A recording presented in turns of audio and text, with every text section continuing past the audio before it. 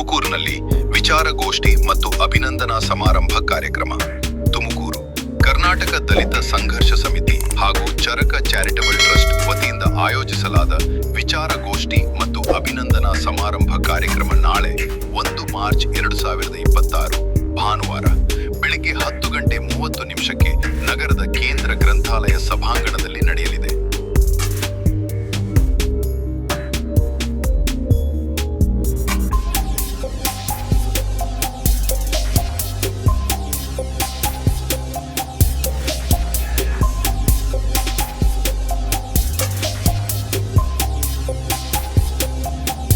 ಕಾರ್ಯಕ್ರಮದ ಉದ್ಘಾಟನೆಯನ್ನು ಸನ್ಮಾನ್ಯ ಶ್ರೀ ಕೆ.ಎನ್. ರಾಜಣ್ಣನವರು ನೆರವೇರಿಸಲಿದ್ದು, ಅಧ್ಯಕ್ಷತೆಯನ್ನು ಡಾಕ್ಟರ್ ಬಸವರಾಜು ವಹಿಸಲಿದ್ದಾರೆ.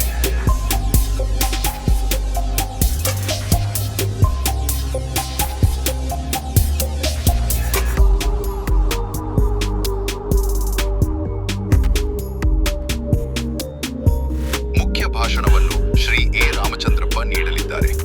ಕಾರ್ಯಕ್ರಮದಲ್ಲಿ ಸಮಾಜಮುಖಿ ಕ್ಷೇತ್ರಗಳಲ್ಲಿ ಸೇವೆ ಸಲ್ಲಿಸಿದ ಗಣ್ಯರನ್ನು ಅಭಿನಂದಿಸಲಾಗುವುದು.